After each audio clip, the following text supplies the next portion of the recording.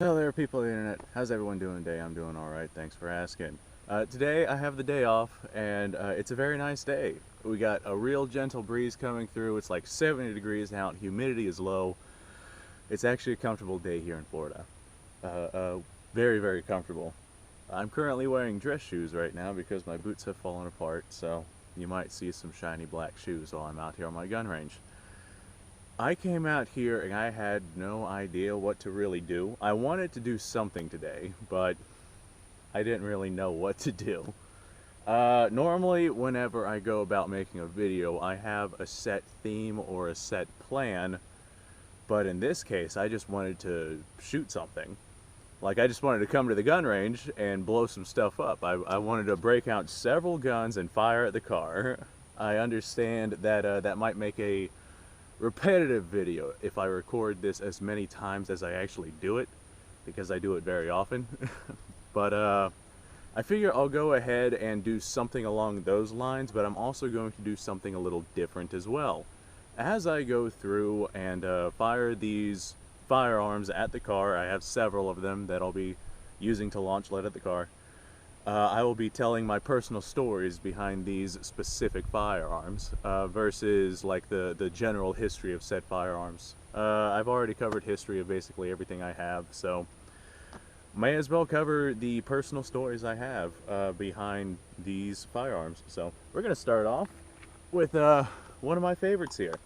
This one right here is a P1, P01, I think it's just P1 actually.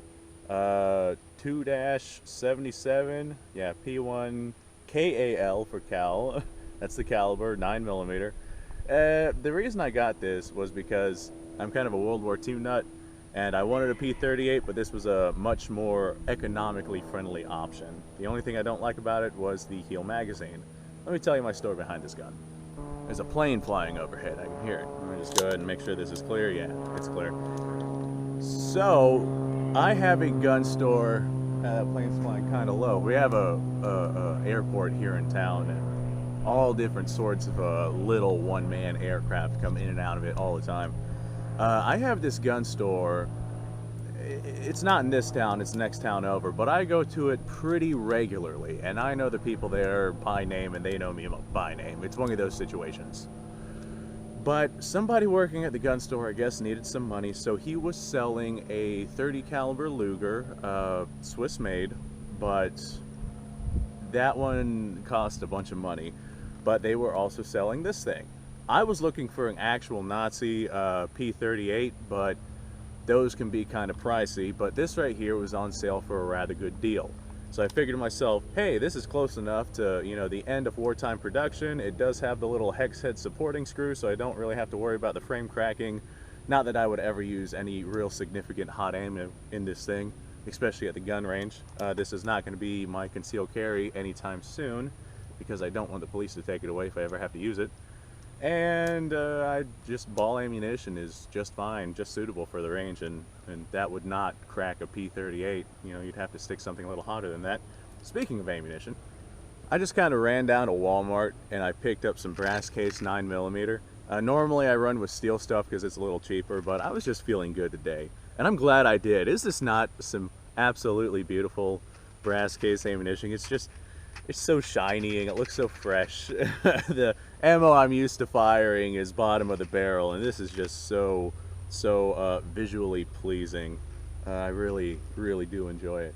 Alright, well, I'm going to go ahead and load up a couple of rounds. I'm going to load, as I go through the day, I'm going to load half magazines, half capacity or partial capacity in order to practice ammo conservation.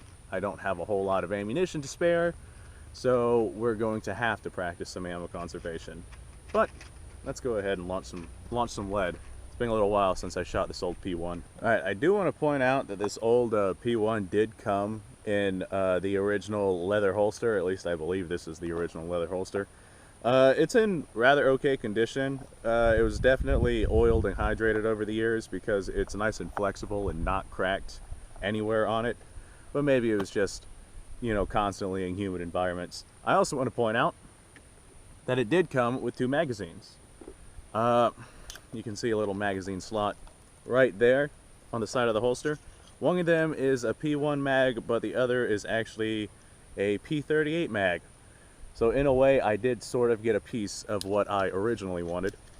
So you're gonna get a lot of stories today that are, I was looking for this, but this came up and it was close enough. That's kind of how I roll. I have a set goal and then I aim for close enough, like the P1 rather than a P38. Close enough. Okay, well, I'm gonna launch some lead. Let's use the original P1 mag and then we'll swap over to the P38 mag. This one right here is blued versus the nice matte black, so is what it is.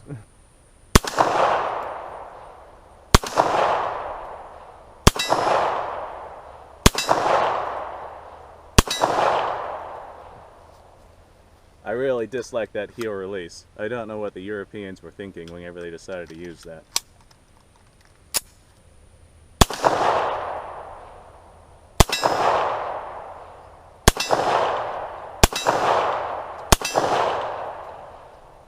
Fun fact, the modern day United States M9 or 92S Beretta makes is based off of the P38/P1 model. Actually very similarly. Okay, let's see here. What was I going to say about this thing? Well, I can't remember what else I was going to say about this thing, so instead of talking more about it, I'm just going to load up some more mags and do a bit more shooting. I will point out, though, this thing does have a decocker built into the safety mechanism, just like the modern M9, because they're based off the same design, but I just find that really fascinating, really cool. The one that I do have here, this is empty by the way, guys. The one I do have here does have the loaded chamber indicator though, so that might cause problems later down the road, but so far it has not. Tell you what, guys, this brass case ammunition sure is gorgeous.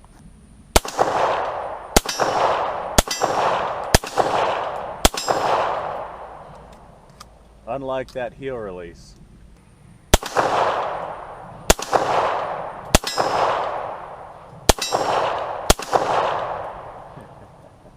Alright, let's move on to something else. I'll probably continue to fire this thing, but I've already recorded me firing it quite a bit, so we're going to move on to something else. Alright, this right here is my Mosin Nagant M44. I feel like it does not get enough love. The story behind this thing is my father's ex-girlfriend found this and an 8mm Mauser for sale at a gun show or flea market or something like that. I don't really know the full story behind that. It's not chambered. But while she was down there, she looked at them and said, hey, you know, Sean would like this. So she called me up and said, hey, I got these guns down here, right up your alley. Pretty good price. What do you say? You want me to get them for you and you come pick them up and pay me back? So I said, sure, why the hell not? So she did that. Originally, I was going to have to wait for a couple of months for her to bring them up. That was the original plan, but like the same night or the night after, I decided I didn't feel like waiting. That's whenever I decided to go down and actually get them. I drove like 3 hours or 2.5 hours to pick these up, and that was a terrifying story. I think I actually have that story on my YouTube channel already. Like, my car broke down, transmission like blew up, started leaking everywhere. I had to manually like do repairs on the car and limp it back home. That 5-hour trip that it was supposed to be ended up taking like a day and a half. But I got my M44.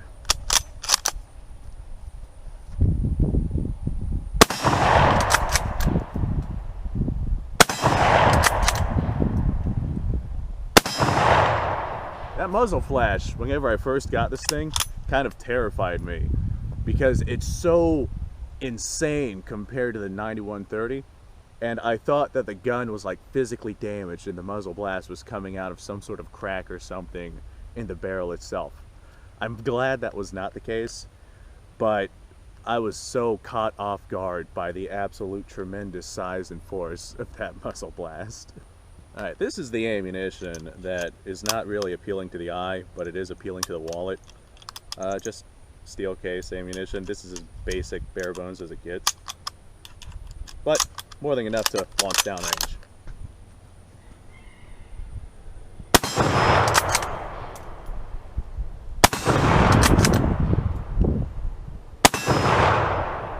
I can feel the teeth shifting in my skull as I fire this rifle. This is a fantastic rifle, and I really don't give it nearly as much credit as I should. But, okay, let me go ahead and go grab some different rifles and different guns to bring out here and run for you guys and tell off some stories. I'm actually having fun doing this. Don't know how entertaining of a video this is going to be, but why wouldn't I do something like this? I'm out here shooting them anyway. Alright, up next we're going to talk about my Romanian RH-10. This right here is another example of good enough stories. If you have been watching my videos for any length of time, you know that I have really bad luck with AK-47s. They just don't seem to like me, guys. I had two of them, both interordnance. One of them was just absolute trash. After about 2,000 rounds, I had an issue to where the firing pin kept coming out, and the back of the primer on the rounds kept like popping out. I get backblast, and it would blow out the firing pin. And I've tried several things to fix it. I've replaced several parts. I got other videos on what I did to attempt to fix that, but none of it worked. So I sent the rifle in to Interordnance themselves. They kept it for a year and a half, didn't touch it, so I demanded that they give it back, and it became a parts gun. I hollowed it out, spray painted the frame, and now it's hanging on my wall as a Golding AK-47. This RH-10, originally I wanted a Wasser, right? I wanted a Wasser 10 that was post 2008, so they were half decent production. This right here is basically a Wasser. Basically, it's close enough. Down at my gun store, they just so happened to have one of these, and they had it at a pretty good price. And since I know them, typically we haggle, and I get an even better price based off of that. So I actually got this at a phenomenal price, even for what it was originally priced at. So I picked this up because I didn't have an AK-47 that was actually running reliably. The other Interordnance AK I have, it's getting questionable, way too tolerant for my tastes. So I picked this up. I wanted a Wasser. They didn't have a Wasser. They had this, so I got it. I replaced the wood on it, and I threw the old, much lighter color wood on the Golding AK-47 that I got hanging on my wall. I got a video about that somewhere in my video list. And this right here was my close enough rifle. The Wasser didn't have the sight block combo, and it had the ability to stick on whatever muzzle brake you wanted. This does not.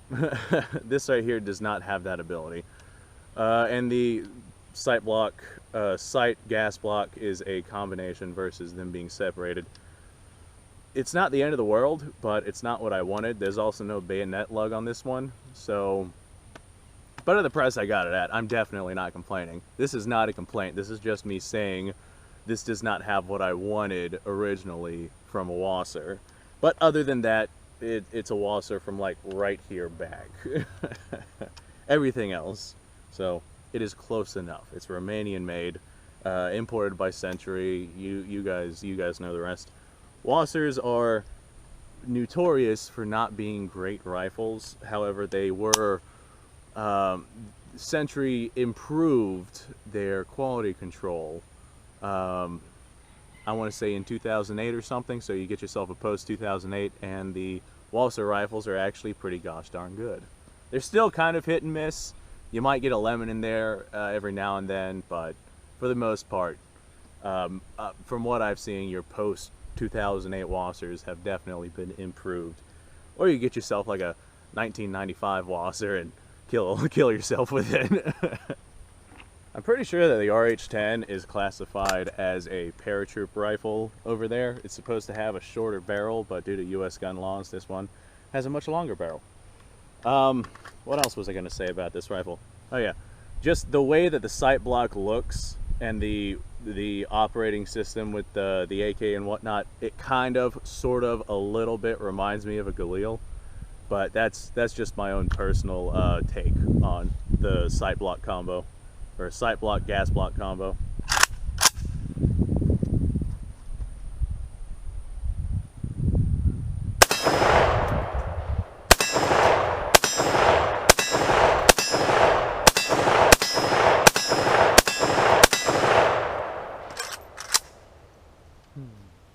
all the smoke over there. Alright, let me load up some more rounds into this mag. I should have grabbed more than one mag, but I just grabbed the AK. It had a mag in it. Alright, let's go ahead and throw down a few more rounds, and then we'll move on to the next rifle.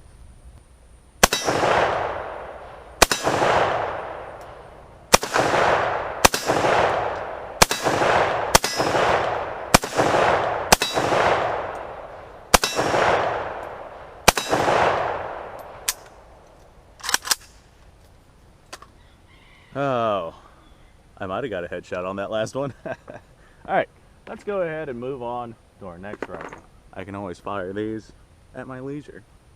Next up is yet another example of close enough. This right here is a German Kar 98, 1944 production. Has the Nazi Waffenons on it and everything. As you can see, it's been sporterized. A normal Kar 98 would run quite a bit of money.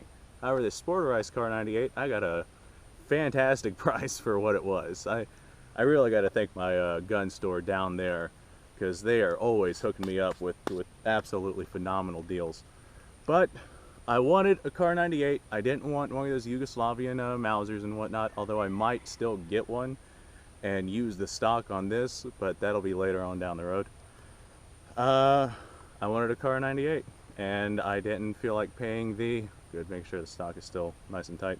I didn't feel like paying the ridiculous amount of money that these people want for this 8mm Mauser. But whenever I saw this and I saw the price tag and we worked something out, I took it home. Technically speaking, it is a Kar 98. It is 1944 production. It does have everything that I was looking for besides the sporterization. I wanted an actual model Kar 98, but this right here is close enough. Alright, the only thing that I don't like about 8mm Mauser is the ammunition is expensive, and when you can find it cheap, it's not always reliable.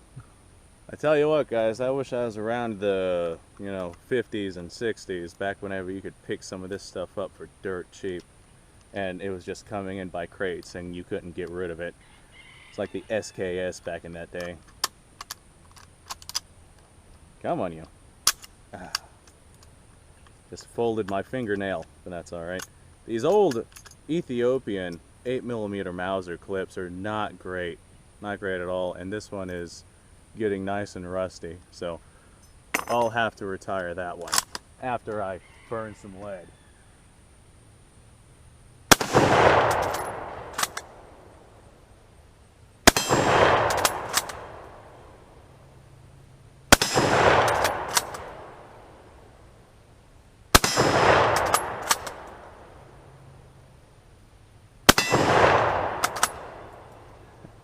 The ammunition I'm using right now is remanufactured federal ammunition, but it's corrosive. So it says non-corrosive primers, and I'm sure that they use non-corrosive primers in these things, but there's some sort of corrosive element in these things, and it does show. God, these stripper clips suck. It does show in the rifles because you do have to clean them after you're done firing, otherwise you will have rust issues.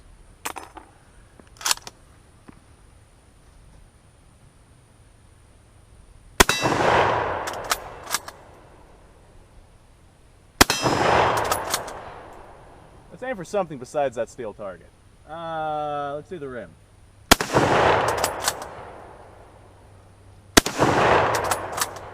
The rock.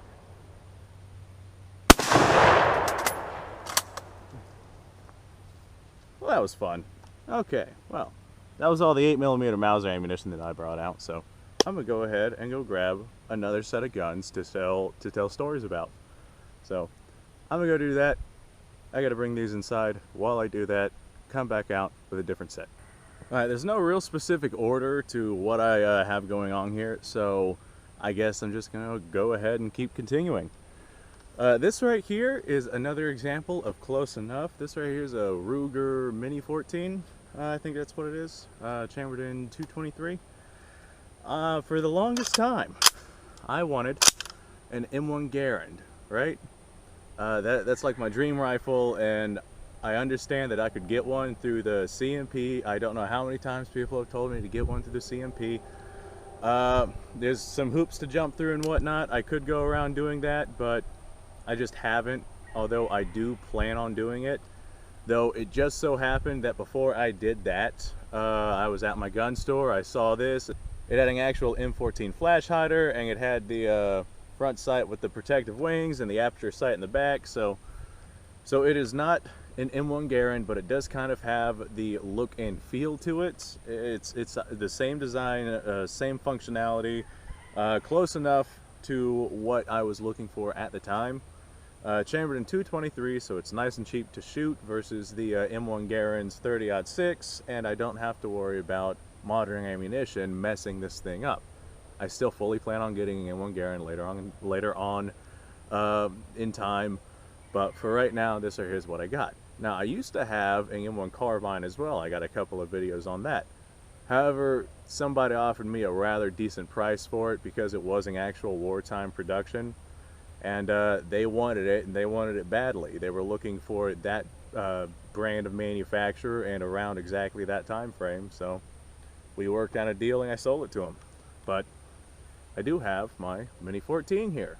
So it does have the 5-round mag. I typically use this 5-round mag because I like mags that are flush to the body. And normally whenever I load this thing, I just load it through the top, same way I did with the M1 carbine back in the day. I think one of the main reasons why I actually got this was because I no longer had the M1 carbine and I kind of missed it. And I just saw this on the wall and I was like, hey, that's pretty cool looking right there. And it's chambered in 223, so cheap and readily available. Normally I go to Walmart for my ammunition needs, but I hear that they're going to stop selling 223s for whatever reason. Stupid move on Walmart's part. It's just going to make a profit in someone else's pocket. You know, it's not like people are going to stop buying 223s, but they can do whatever they want.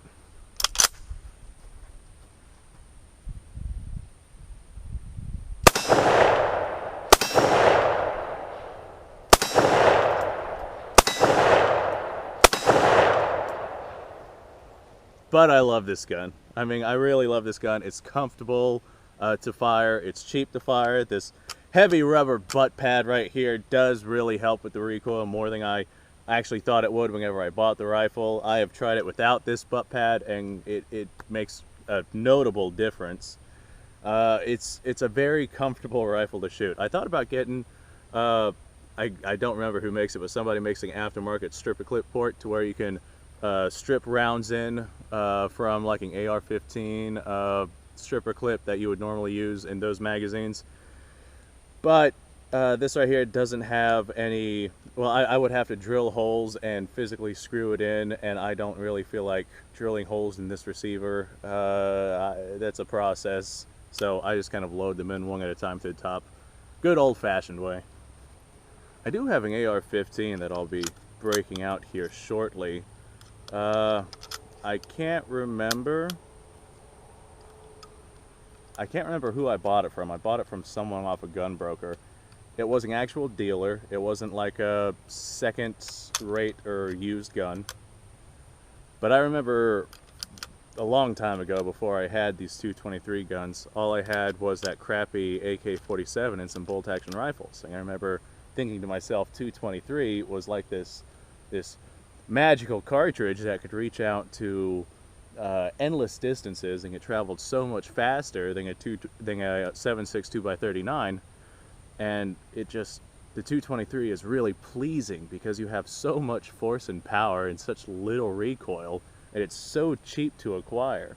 The 7.62 x 39, if you're having it shipped to you, it takes a lot in shipping, but not that much with these guys.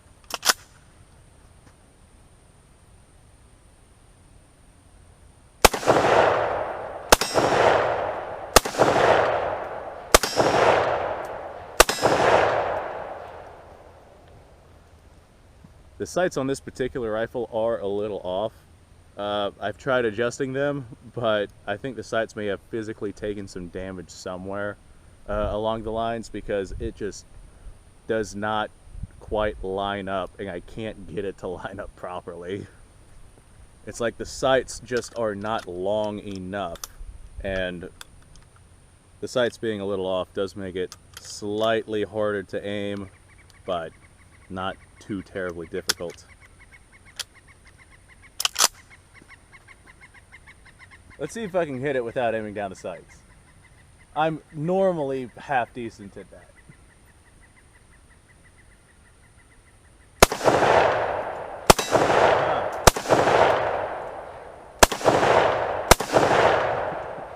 Well, I hit it once without aiming down the sights. That was pretty fun. Alright, this is the last 5 rounds I have in this box. So this will be the last of this Ruger Mini 14 firing. And the next time I fire 223s, it'll be out of my AR-15. This is going to be a long video. I might break this up into several parts.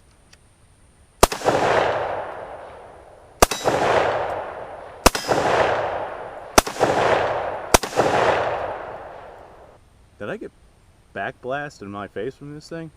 If I did, it was just a tiny little amount.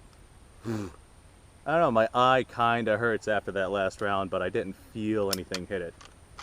Oh well, that's enough of the Mini 14, because that's all the ammo I brought out with me. Alright, next up we have an SKS, chambered in 7.62 x 39. This is the poor man's M1 Garand. This right here is actually different than my other stories. This is exactly what I wanted. This right here is a Russian-made, tool and manufacturer SKS. Absolutely beautiful wood. It's been refurbished. That is very clear. It's got the markings on the stock, but this Russian-made SKS does not have the bayonet on it, and that's kind of what I wanted, actually. I didn't want this bayonet under the rifle. I like the way it looks without the bayonet. Now, I'm sure I'm going to have a couple of people come on the comment section and be like, man, why would you not want a bayonet on your SKS? And I just like the way that it looks. Now, I'm sure I'm going to have people, you know, tell me to put a bayonet on the SKS, you know, make it complete, make it whole. Guys, it's my tool, and I'm not expecting any screaming Vietnamese people to come running out of my woods. So, I mean, it might happen. Who the hell knows what's going on in those woods? The Vietnamese might be planning something. But I'm not expecting to have to resort to a bayonet charge in order to indict survival. So it's fine the way that it is. I like the way that it looks. It's my gun. There's no reason why I can't not have a bayonet on it. Alright, normally I load this thing with 5-round stripper clips. Yes, 5-round stripper clips, not 10 rounds. They're just easier to load than the 10-round stripper clips. Hold on, I'm loading a Mosin Nagant round in this thing. That's not the right kind of bullet. There we go. See, this is why I use 5-round stripper clips. Well, not actually why I use 5-round stripper clips. They're just easier than the 10 rounds. I like the way that this copper coating looks on these bullets, though. It's a little different than normal. But I don't have any of those stripper clips with me, so I'm just going to have to load these into the top. The SKS does hold 10 rounds, so technically speaking it is California compliant. However, California is currently going through some things. I'm pretty sure that a judge ruled that restrictions on magazine capacity was unconstitutional. I'm not sure what the deal is over there right now. Oh yeah, let me tell you guys the story behind this rifle. I was at my gun store, and I asked them to let me know whenever they happen to get a SKS in store, in stock. And they just so happened, right as I walked in one day, to just bought this off someone. And they stuck it to the side. And they were like, yep, we know exactly who wants that. And as they said that, I walked in through the door and I saw what they were talking about. I was like, yep, right here. I'll take that, thank you. No bayonet, Russian made, 1953 production. It's been refurbished. This is like the epitome of exactly what I was looking for whenever it came to an SKS.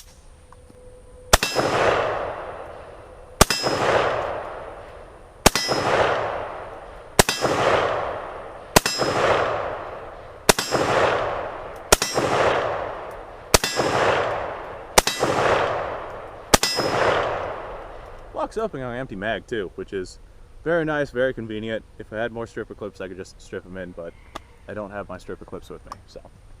Let's see, what else was I going to say about this? I like the rear sight on this versus an aperture sight. It does make it a little easier to hit. I also think that I should paint that target down there some sort of brighter color, like neon orange or something, because man, I can barely see that. I'm sure that you guys can see it on camera, but my eyesight is not great. Alright, this ammunition feels kind of like the lacquer on it is not the greatest of quality.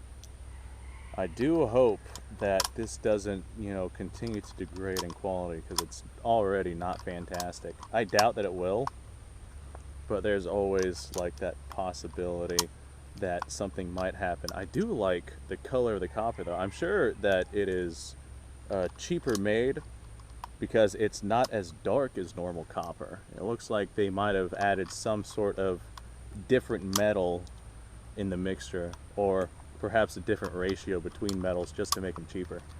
Alright, there we go. 10 rounds, and that's all the 7.62 by 39 that I have with me.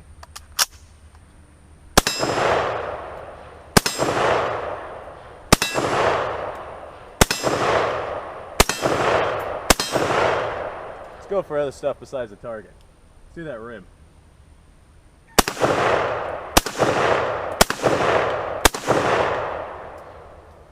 That was fun. Look at the smoke. Alright, locked up and on an empty mag, so I know it's empty.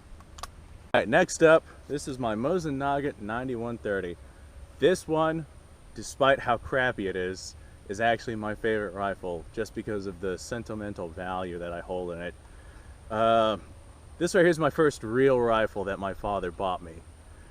He got this back whenever they were, you know, dirt cheap. I think he paid like 80 bucks for this, and then we got 880 rounds of ammunition for, I don't know, some stupidly cheap price. I tell you what, guys, I freaking miss those days back whenever you could just go out and buy yourself 2 spam cans of Mosin Nagant rounds and go home, blast through them all, and it wouldn't break the bank. Like nowadays, you're paying almost, what, 40 cents a bullet for that stuff? It's absolutely ridiculous. For the corrosive military surplus ammunition, you could get yourself non-corrosive ammo at the same price. It's ludicrous. It is absolutely ludicrous.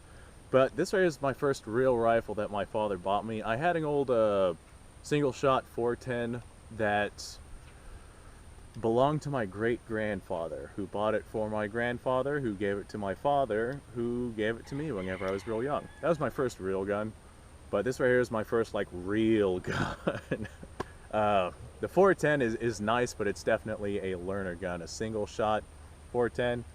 This right here is a military surplus bolt action rifle, and I loved it. I used to shoot this thing so much. Like, back whenever you could get the ammo dirt cheap, I used to shoot this thing all the time. The barrel in this thing is absolute garbage, like it was whenever we got it. Somebody definitely fired corrosive ammo through this thing and then didn't clean it, and it put a lot of wear and tear on the inside of this barrel. The rifling is still kind of visible towards the middle, but it's not great.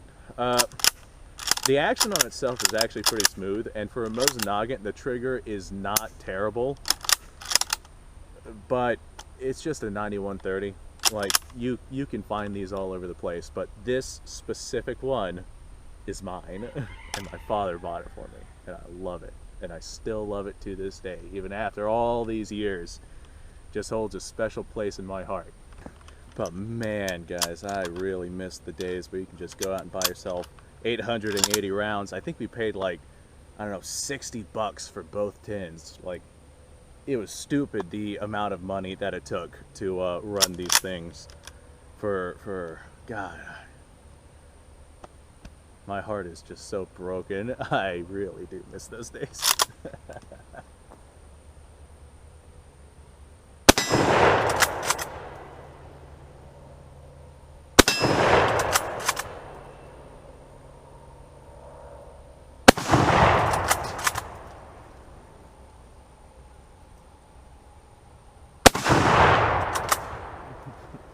That was cool. The only thing that I don't like about the Mosin Nagant is that this particular one, I'm pretty sure that all of them are designed to do this, but it does fire slightly high. Back during World War II, the Russians knew that the Germans loved their belt buckles, so they set their rifles to just aim at the belt buckles, and they would hit them in the torso. So they were designed to fire a little high, but this one fires a little higher than I think it probably should. So it does make it a little harder to aim, but I still love this old rifle.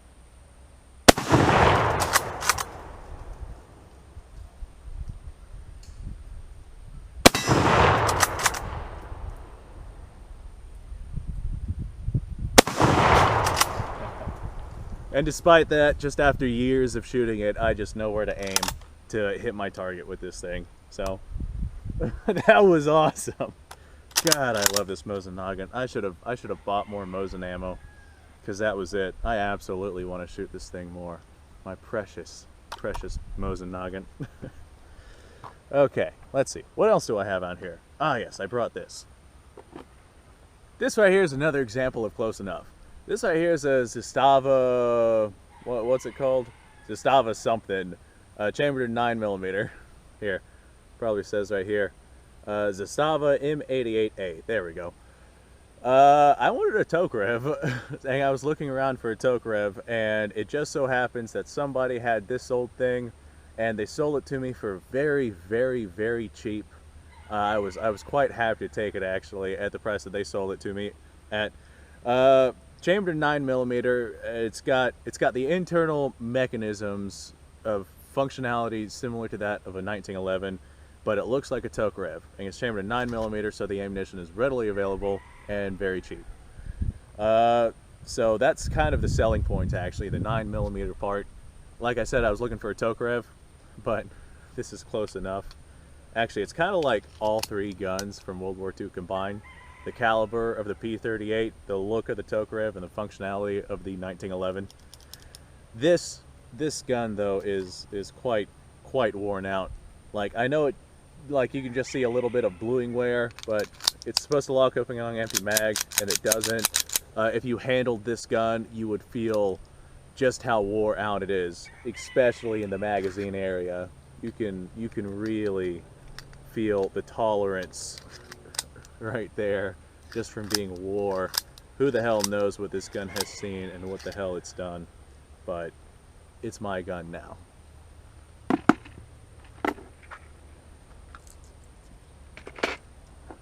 I don't shoot this gun very much because the sights on it are god awful. It fires stupidly low. Like normally with the sights so high, you would think that just the way that it's set up, it wouldn't fire so low, but it fires, like, I'd say at this distance it would probably fire about 3 feet low, which is absolutely ludicrous. I have to, like, mortar this thing downrange in order to hit my target.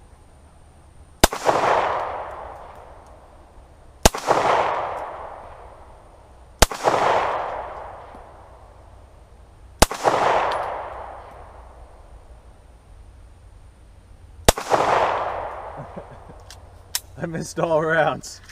I'm a bad shot, but I know I'm not that bad.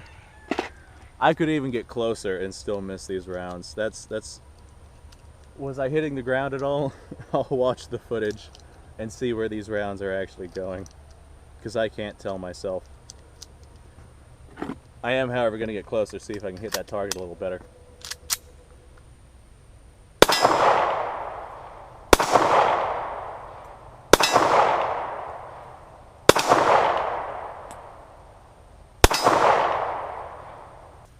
I'm aiming at the top of the car, by the way, guys. At that distance.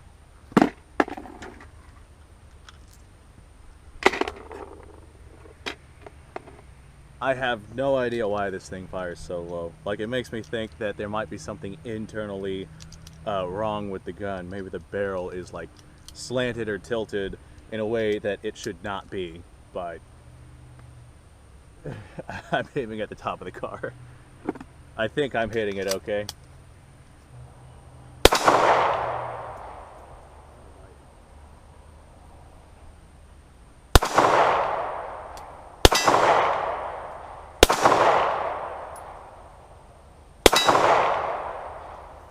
Hammer bite is a thing with these guns, guys. Just be careful with that. It didn't get me too bad, but it did catch me off guard. I'd have a few more 9mm there. I do have a Star Model BM. It's like a 1911 chambered in 9mm, almost the exact copy of a 1911 actually. But it doesn't run brass case ammo very well, and I don't really know why. It runs steel case no problem. It'll sit there and fire steel case all day long. But for whatever reason, brass case ammunition, I guess it just expands too much for that Star BM to handle it. That specific Star BM, and it just doesn't work very well. So I'm not going to bother bringing that out. The story behind that Star BM, I saw it online, Classic Firearms, thought it looked cool, thought it would be a nice cheap alternative to a 1911. 9mm ammo is quite a deal cheaper than 45 ACP, so I picked it up and it's fairly accurate, made of steel. Unfortunately, it only runs steel case ammunition, so I can't run brass case through it. So my impulsive purchase of brass case ammunition in this instance is perhaps not the best. Alright, up next, this right here is kind of a, I guess you'd call it an impulse buy that I had. I wasn't really looking for an AR-15 to buy, but I wasn't also against getting one. And just browsing Gunbroker one day, while I was looking through, I saw that ATI had this polymer receiver, AR-15, that was dirt cheap, so I picked it up. Now, I've stuck, I don't know, several thousand rounds through this rifle now. I've stuck a lot of rounds through this rifle, and it has stood up and lasted to the test of time for quite a while. I understand that with the polymer receiver, this is not exactly a battle rifle, but for fun at the range, this is more than adequate. Now, if you want a rifle that you can dig through the trenches of Afghanistan in, I know how that sounds, it's supposed to sound that way. If you want a rifle like that, that's fine and dandy. You go ahead and you get yourself a rifle like that, but I just wanted something for the range, and this is more than adequate for that. I think I've had it jam up 3 or 4 times, but that was just to me not cleaning and maintaining it nearly as often as I should. The polymer receiver seems to be holding up very well. Everything's nice and in line. Whenever I bought this rifle, it did not have sights on it, so I bought actually a front and rear sight combo, but I didn't like the rear sight, so I actually took the rear sight off, and I just so happened to have this Picatinny rail carry handle, and I just threw that on there, and it worked fine. But that's about all there is to the story behind this polymer frame AR-15. I wasn't looking for a combat rifle. I had my AK-47. I think I got this after my RH-10. I could be wrong, but at the very least I did have my inner ordnance whenever I got this, and the inner ordnance kind of worked. It worked enough. For a range toy, this right here worked just fine. Now, it's far from the best, but you get what you pay for. MSRP on this thing runs around $300 to $350. And if you want to pay more to get yourself something a little better, then by all means go for it. But if all you're doing is going to a gun range, then this is more than adequate.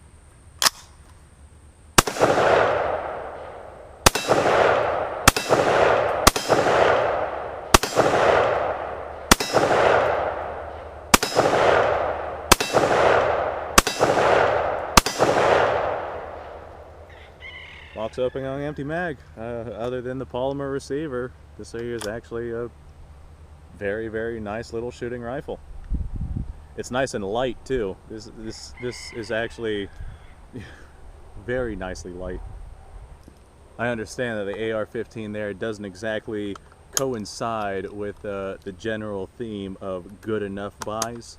That one right there was just kind of an impulse buy, but I do not regret it. I mean, I understand that people don't like it because of the polymer frame receiver, but I do like it.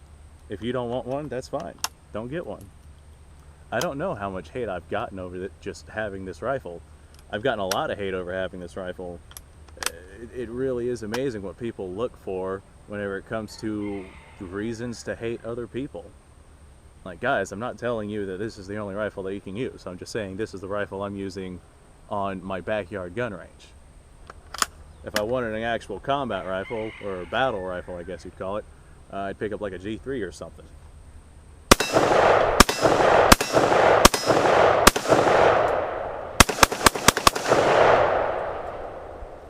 Alright, this right here is another example of good enough. This right here is a GSG MP40 chambered in 22 long rifle. I wanted an MP40 that was chambered in 9mm, had the wired stock, and didn't have this interesting looking faux suppressor at the front. Don't get me wrong, I like it.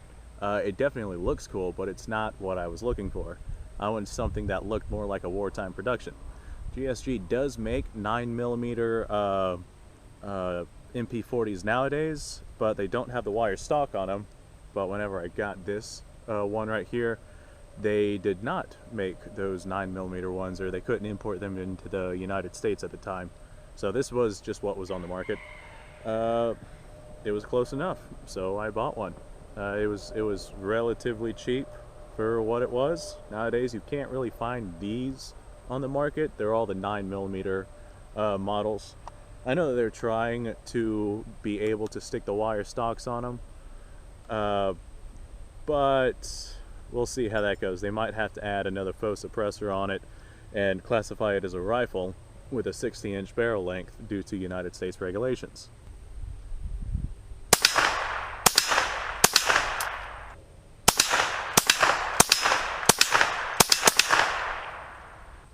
Another thing that I really dislike about this MP40, this was their early production, and there's a lot of issues with it, and I'm constantly having to make repairs to this thing.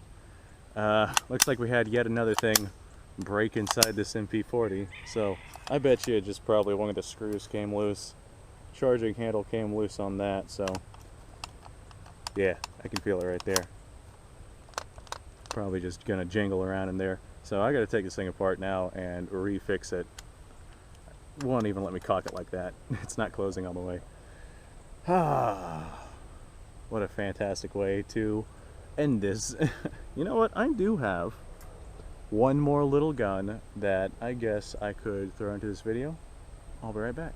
Alright, this right here will probably be the last little set of guns that I show off, just because this is basically all the ammunition that I have. I do have a few more guns that I probably will show off later on in time, once I acquire some ammunition of those. I've already made videos on them, but I didn't really tell my story behind acquiring them. And acquiring old antique guns, you find some pretty interesting stories whenever it comes to acquiring those. Alright, this right here is another gun that's very special to me. This right here is a Chiappa 22 1911. Chambered in 22 long rifle, or 1911 22, chambered in 22 long rifle. I have stuck a lot of bullets to this gun. I have stuck a lot of bullets to this gun. This is the little 1911 22 model that I had growing up. My father bought it for me a long time ago. Well, he got it for me back whenever 22 long rifle ammunition was like $5 for a box of 500. You could get a lot of ammo for really cheaply. And I remember keeping track of how much ammo I put through this little handgun right here. I stuck 30,000 rounds through it while keeping track of it, and then I stopped keeping track of it, but I continue to put ammo through this. I'd say it's probably got like 50,000 rounds through it, maybe even more than that. But it's got a lot of bullets through it, and it is extraordinarily wore down as a result. Ah yes, the magazine's not in it, and the chamber is empty. It does not lock open on an empty mag anymore. It used to. You can manually lock it open, but it no longer does. The metal on the slide has actually locked open so many times that it has started to deform and bend right there. The finish on the actual gun, especially where my hand goes, has worn off to the point to where you can actually see the white underneath. I have shot this gun a lot. A lot. The front of the gun, the bushing right there, the barrel bushing, don't freak out guys, it's an unmanned camera. Alright?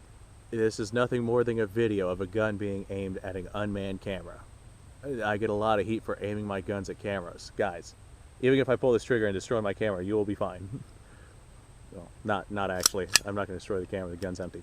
But still, the bushing on this particular model right here was actually shot so much that it broke in half. So we kind of put a pin in there to hold the bushing in, and then we glued it basically to stop the pin from falling out, because the pin kept coming loose from recoil. So we can't take this gun apart anymore without actually drilling that out, which is not as bad as a process as you might think it is. But I don't really have any need to take this gun apart. Like, you can clean this 1911 well enough to continue running as it is. However, it's very, very wore out.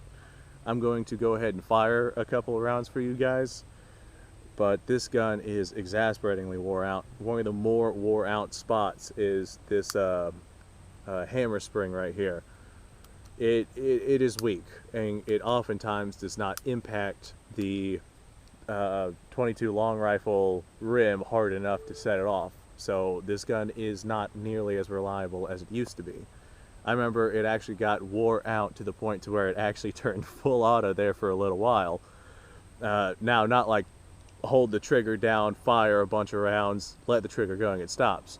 I'm talking full auto, like as soon as you rack that slide, it lets loose the entire magazine because the hammer was not locking back the way that it should have. It was wore down to the point to where it was physically unable to lock back, so I had to go in with a little file and file it down. If it ever gets that wore out again, I'll have to pull this pin and take it apart, and that's not that bad of a process. But it was pretty cool. I had a little full auto 1911. Granted, I didn't use it, but still, it was terrifying. Actually, I was deathly afraid that the gun was going to explode. So, as soon as I discovered that it needed desperate maintenance, I set it aside. I remember the day that I discovered that this gun was as wore out as it was. I was aiming up at the sky at a gun range, and I just kind of went like this and like that, and just all of the rounds went let loose, and the shells flew back right in my face. This thing has an extraordinarily fast fire rate in full auto, guys. It's no longer like that. I did fix it well enough to fire it.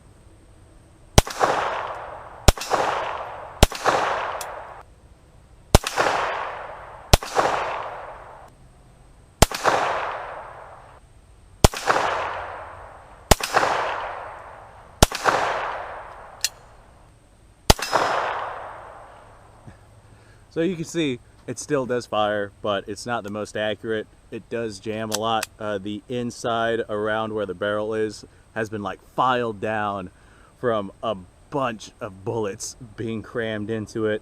The extractor on this thing does not work very great at all. It's also been quite significantly worn down. What else? The recoil spring on this, it's empty, guys. The recoil spring on this is extraordinarily light. like ridiculously light. I feel like if I blew on this thing, it would cycle. So hell, I could probably cycle it just shaking it like this. Maybe not quite that light, but it is very, very light recoil spring. Anyway, that light recoil spring does definitely act as a hindrance whenever it comes to putting ammunition back into the barrel. Like as it cycles forward, the actual putting of the ammunition into the barrel, if that barrel has any buildup on it at all, that round is not going to go in. It's one of the reasons why I don't really shoot this thing anymore, because every time I shoot it, I have to clean it, and I can't go through too much ammunition before having to clean it again. I might replace the spring at some point in time, and I might like fix this thing back up to being back on par with where it needs to be. But I can pick one of these up new for like $190 or something. So I don't see much reason to go through rebuilding this one. I think I'll just keep this one as it is and get myself a new 22 long rifle handgun, probably one of those Ruger Mark IIIs or Mark IVs. Either one of those will work. This right here is just a little historical piece. Growing up, the 1911 was like by far my absolute dream gun. The 1911 and the M1 Garand. That's what I wanted. That's what I heard all the stories about. That's what I studied. That's what I watched people do amazing things with. It was just absolutely incredible. While I was studying World War II, I noticed that the 1911 was just the history and the development and how iconic it was with the United States. It just absolutely hit me at home. And the M1 Garand, the way that it was a top-loading in-block clip rifle, was just absolutely fascinating to me, and I loved both concepts. My father did not get me an M1 rifle, but he did, however, get me the Chiappa 22 1911 model. And I tell you what, guys, I was so excited that for like the 4-hour car trip riding up to the house, I did nothing but sit in the passenger seat while he was driving and just check this thing out. I was so excited, so happy. All right, let's put some more lead downrange.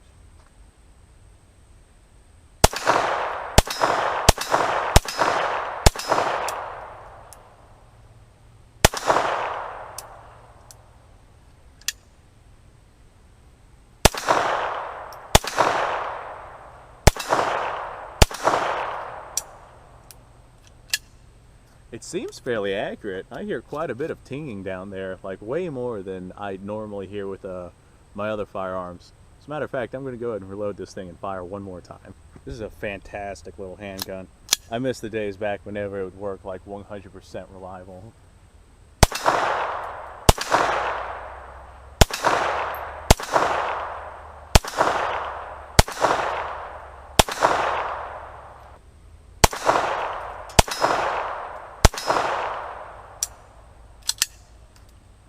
It's still not that bad, you know. You gotta cycle and throw out the rounds that didn't quite extract that well and pull the hammer back every now and then, but it's not that bad considering how wore out this gun is. I'm quite pleased with it. Alright, now, like I said, 45 caliber 1911 was my dream gun for a long time.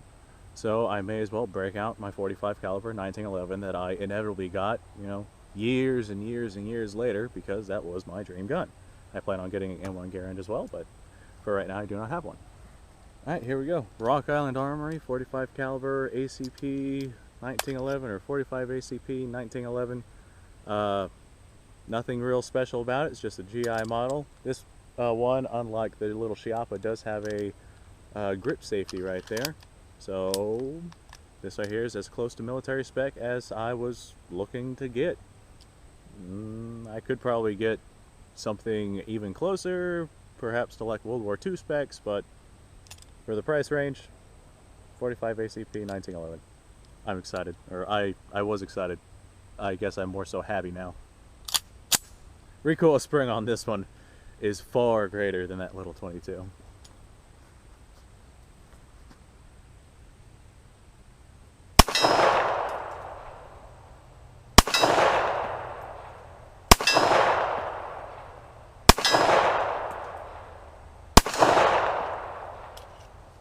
The recoil on this one is also far greater than that 22. Alright, this right here is the last bit of 45 ACP ammo that I got. I did not have much, but I still figured I'd make a video on it.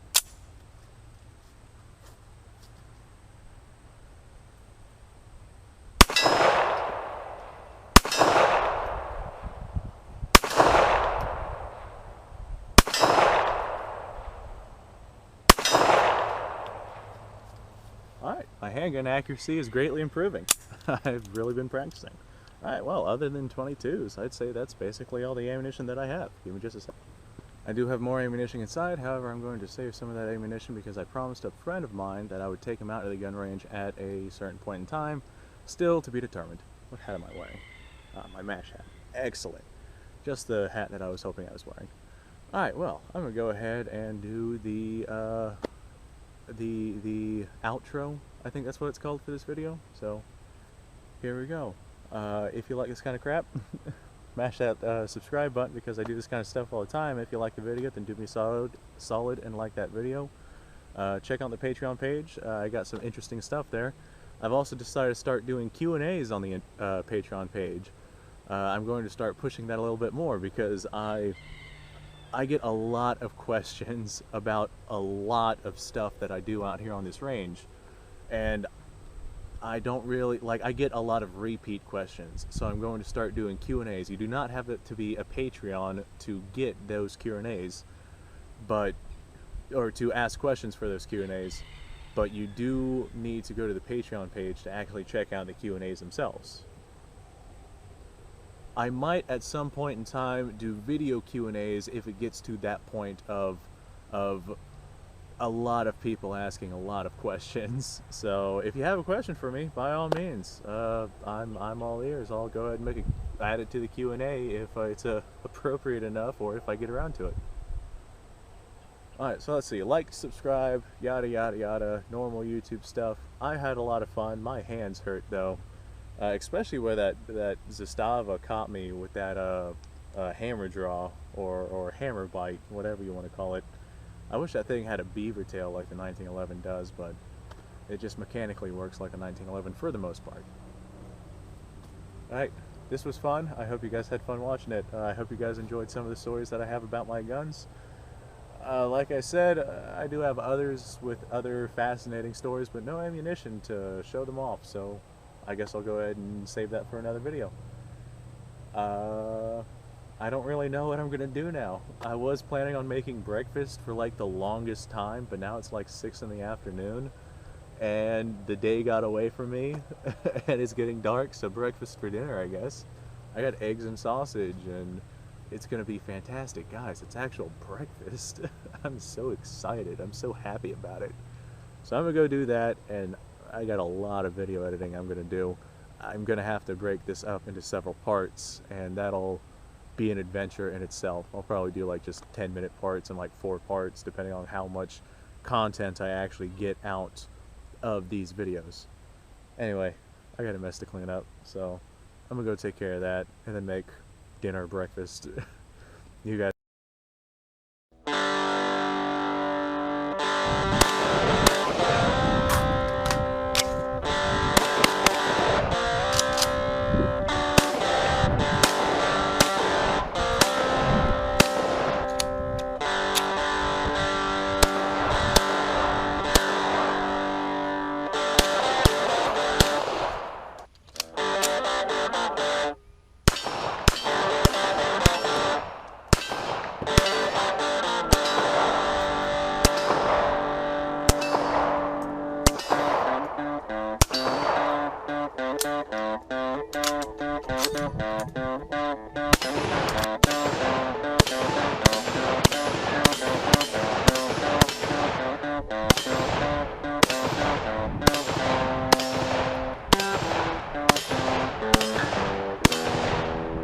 Been a little while since I've done this.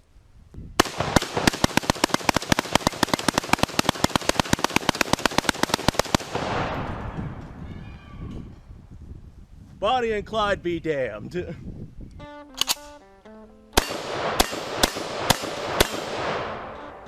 poor man's Garen.